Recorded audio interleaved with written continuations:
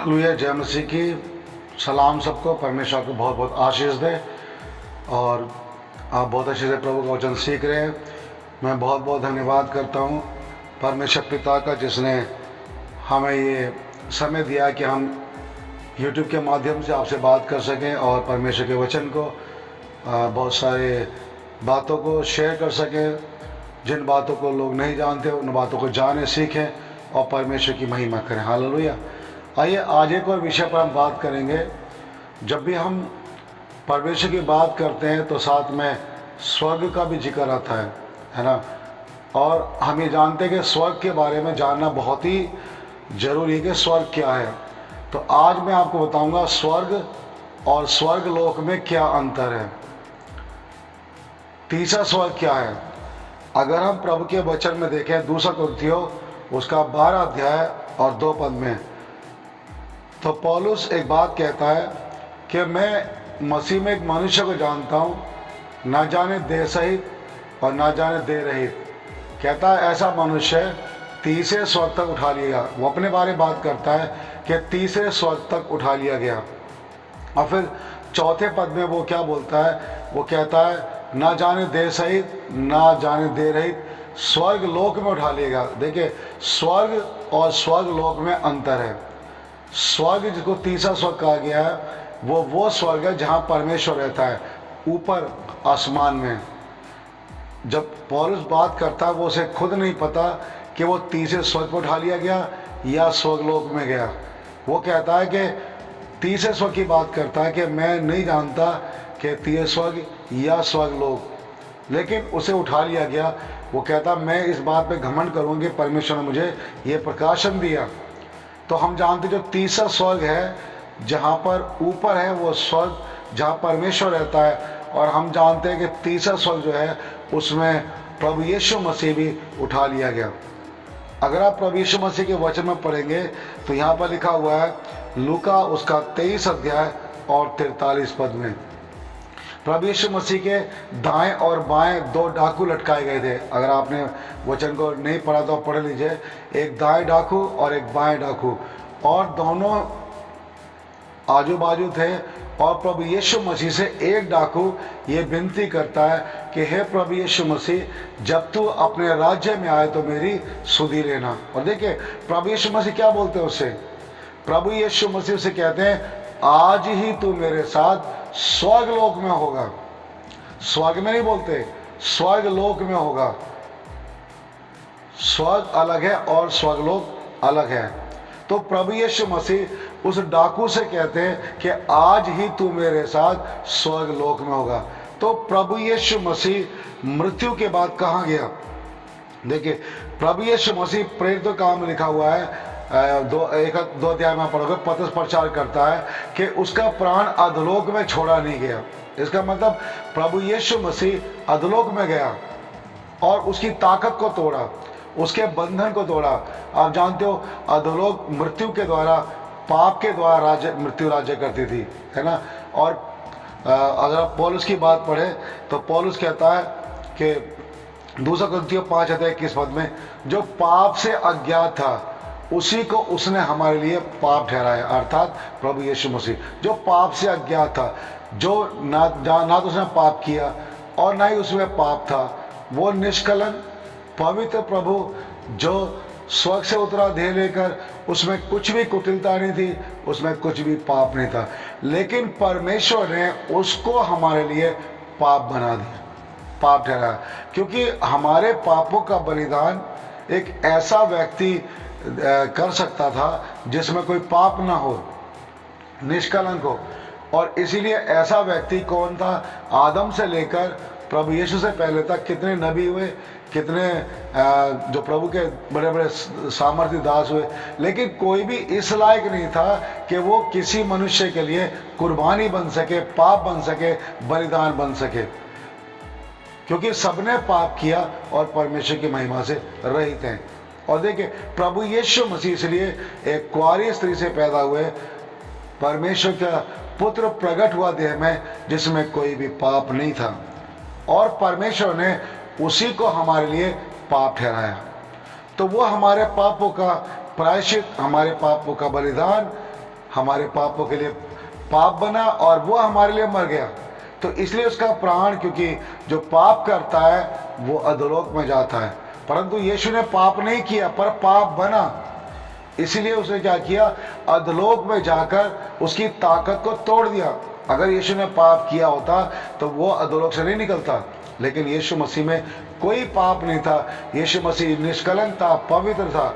उसने तो केवल बलिदान दिया था हमारे लिए पाप बनकर, और इसीलिए अधोलोक में जाकर उसकी ताकत को तोड़ा यीशु मसीह, और लेके कहाँ रहा वो, स्वर्गलोक में। क्योंकि डाकू से उसने कहा था आज ही तू मेरे साथ होगा। इसका मतलब जिस दिन प्रभु यीशु मसीह मरा उसी दिन उसने क्या किया, अधोलोक की ताकत को तोड़ दिया और उसकी सामर्थ को, जो शैतान की ताकत थी और जो मृत्यु का बंधन था, पाप का बंधन था, वो तोड़ दिया और उसको हमेशा के लिए समाप्त कर दिया। इसलिए स्वर्गलोक का द्वार खुला। तो यीशु ने कहा ना, मैं द्वार हूं। तो यीशु मसीह के बंधन नहीं तोड़ता यीशु मसीह, तो कोई भी स्वर्गलोक नहीं जाता। लेकिन प्रभु यीशु मसीह ने जाकर उस बंधन को तोड़ दिया। और देखिए इसीलिए लिखा है, बहुत से विद्वानों का ये कहना है कि जो अधोलोक है उसके दो भाग हैं। एक भाग वो है जहाँ पीड़ा है, और एक भाग वो है जहाँ पर अब्राहम की गोद कहा गया है, जहाँ लाजर गया उसे अब्राहम की गोद कहा गया है। लेकिन बाइबल में कहीं स्वर्गलोक का जिक्र नहीं है, क्योंकि जब तक प्रभु यीशु मसीह बलिदान नहीं बना, प्रभु यीशु मसीह ने कुर्बानी नहीं दी, स्वर्ग का द्वार खुला ही नहीं किसी के लिए। तो यीशु मसीह डाकू से पहले मरा। आप वचन में पढ़ेंगे तो प्रभु यीशु पहले मरा, डाकू बाद में मरा। जब सिपाहियों ने आकर डाकू को देखा और उनकी टांगें तोड़ी और उनको जब वो मरे, लेकिन यीशु को देखा कि वो पहले मर चुका था, तो यीशु पहले मरा, अधोलोक की ताकत को तोड़ा और स्वर्ग का द्वार खुल गया। और डाकू फिर कहाँ गया? जब डाकू मरा तो वो यीशु मसीह के साथ स्वर्गलोक में गया। इसे लिखा है कि जब यीशु मसीह मरा, पवित्र लोगों की लोथें जी उठी